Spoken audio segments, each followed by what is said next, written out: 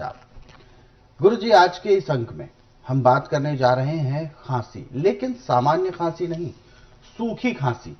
कहते हैं सूखी खांसी जब व्यक्ति को हो जाती है तो वो एक नहीं बल्कि कई रोगों का संचालन करने लग जाती है और ऐसे में व्यक्ति जानलेवा बीमारियों से भी ग्रसित हो जाता है। तो सबसे पहले तो मैं ये जानना चाहूंगा कि आखिर सूखी खांसी के लक्षण क्या होते हैं, कैसे पहचाना जाए कि एक सामान्य खांसी से भी ऊपर सूखी खांसी है और इसके कारण क्या है? जब किसी का नजला फेफड़ों में और सांस की नाड़ी में सूख जाए तो उसको सूखी खांसी आती है जी। और ये खांसी इतनी भयंकर होती है कि एक बार जब खांसी छिड़ जाती है तो रोगी का टट्टी पेशाब भी निकल जाता है। अच्छा, रोक नहीं फिर पाता। रुकने का नाम नहीं लेती। जी। और ये बच्चा बूढ़ा जवान को ये सबको परेशान करती है। अब इसके लिए बिल्कुल मामूली इलाज है। एतवार के दिन पुराने से पुराना पेड़ या पीपला उसकी छाल लानी, परंतु उसका तरीका है कि शनिवार को दिन अस्त होने से पहले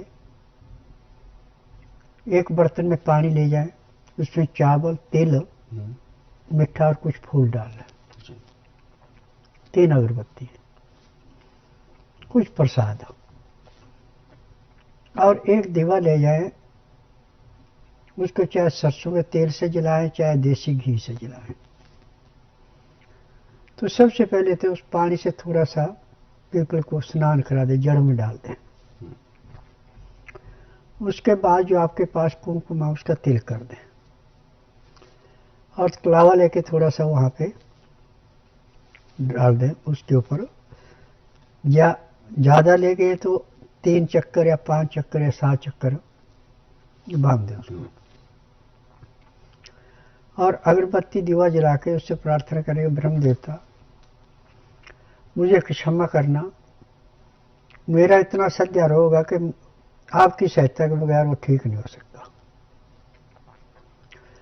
मैं कल दिन में लेने आऊंगा, इस पे लोहा नहीं आपके ऊपर चलाऊंगा, सिर्फ पत्थर से आपकी छाल निकालूंगा और जितनी छाल निकालूंगा उसमें गाय का गोबर लगा के ऊपर से प्लास्टिक की पन्नी बांध दूंगा जिससे कि हवा न लगे और जितनी छाल निकालूंगा 6 महीने के अंदर पूरी हो जाए।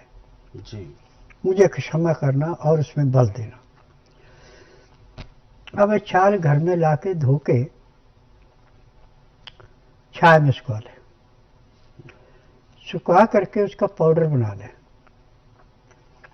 जितना उसका पाउडर है उतनी उसमें कुज्जा मिश्री मिलाएं और उतनी उसमें मलट्ठी मिलाएं।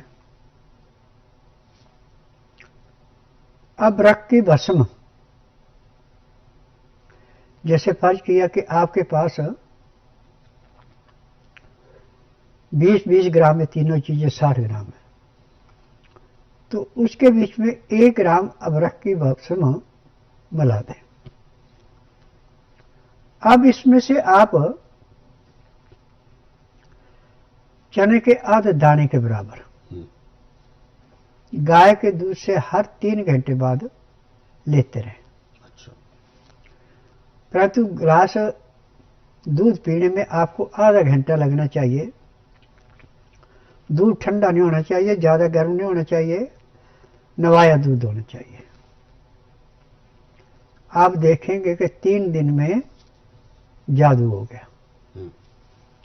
जो आपका सूखा हुआ बलगम था फेफड़ों में, सांस की नाली में, वो इसने पिघला करके टट्टी के द्वारा निकाल दिया और आप नॉर्मल हो गए, खांसी समाप्त हो गई। परंतु अब एक ध्यान रखना कि खाना जो भी आपने खाना है वो ताजा गर्म गर्म खाना खाना और इसमें गेहूं कम से कम डालनी, काला चना, सोयाबीन, मूंग, मोठ, चुलाई और सिंघाड़े, ये आप अपनी इच्छा के अनुसार कम ज्यादा ले सकते हैं। सारी चीजें लग लग ला के धो के सुखा के 50 ग्राम अजवाइन, 100 ग्राम तिल भून के मिला लेने, इसका आटा पिसाना। और आपके पास हाथ की चक्की है घर में, सोने पे सुहागा, जितना का आटा आपने खाना है रोटी उतना पीसें। यदि घर में चक्की नहीं है तो छोटी मशीनें होती हैं आजकल जो सिंगल फेज से चल पड़ती हैं, उसमें 1 किलो से ज़्यादा नहीं पीसना, बाकी संभाल के रख लें। वो भी ऐसा पीसना जैसे नदी के किनारे का रेता होता है सरकता हुआ, और आटे को छानना नहीं है। और दिन का खाना आप 10 बजे तक खा लें, रात्रि का खाना दिन नाश्ता होने से 2 घंटे पहले खा लें तो अच्छा है। खाने का तरीका है कि ताजी रोटी बनानी, आटा उतना लेना जितनी भूख है, आटे को सख्त गूंद के खुले पानी में रख दो। इतने में आपने दाल सब्जी मौसम के अनुसार जो भी चीज़ खानी है वो ले लें। सब्जी छिलके वाली लेनी, दालें छिलके वाली लेनी, धुली हुई दालें या छिली हुई सब्जी नहीं लेनी। और इनको पकाने के लिए पीतल का बर्तन कलाईदार हो या मिट्टी का बर्तन हो तो सोने पे सुहागा, नहीं तो तांबे का बर्तन भी कलाईदार ले सकते हैं, या फिर स्टील का ले, अमोनिया का बर्तन नहीं लेना। अब इसमें पकाते समय आयोडीन नमक नहीं डालना, सिंधा नमक या काला नमक डालना, हल्दी डालनी। जब आपकी दाल सब्जी जो भी आपने तैयार की वो तैयार हो जाए तो उसको नीचे उतार दें और 2 गिलास पानी को उबाली देके नीचे रख लें। गिलास आपके जो है कांच के होने चाहिए, कि अमोनियम का गिलास नहीं ले लेना। अब उनको ढक के रख दें और लहसुन प्याज अदरक पीस के चटनी बना के उसका 1-1 चम्मच दोनों गिलास में पानी डाल के ढक के रख दें। और जो कचरा आपका बचा उसको दाल सब्जी जो बनाई है उसमें मिला दें। अब उस आटे को आप निकाल करके दोबारा गूंदें, वो आपका आटा जो सख्त था बिल्कुल मुलायम हो गया। अब इसकी रोटी ऐसे बननी जैसे बाजरे की रोटी होती है, मक्की की रोटी से पतली और गेहूं की रोटी से थोड़ी मोटी। अब इस रोटी को तैयार होने के बाद थाली में डाल दें, ऊपर से दाल सब्जी जो आपने बना रखी उसको डाल दें। 5 मिनट तक उसको विश्राम करने दें। 5 मिनट के बाद उसको मसलें।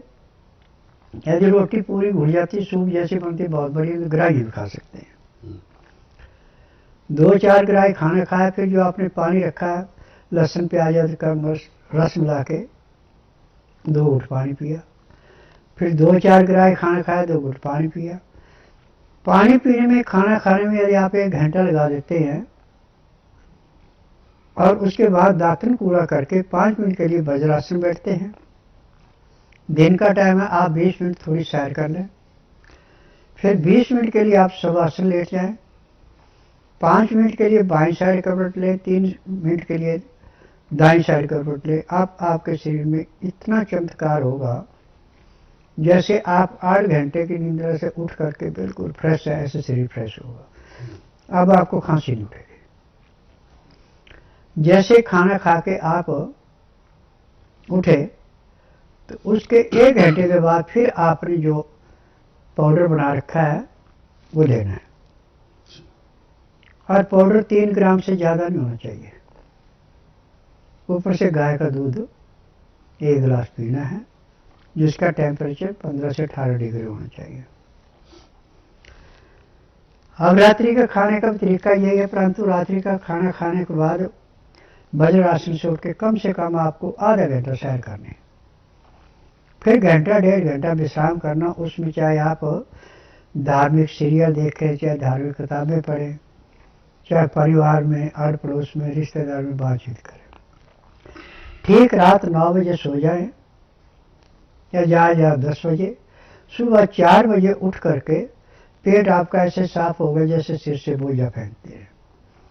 उसके बाद दातन कूड़ा करके आधा घंटा कपालभाति, 15 मिनट भस्त्रिका, 8-10 बार अग्निसार, 15-20 बार उज्जयी, 25-30 बार ब्रह्मणी। 1 घंटा लोन रोन करना अति आवश्यक है।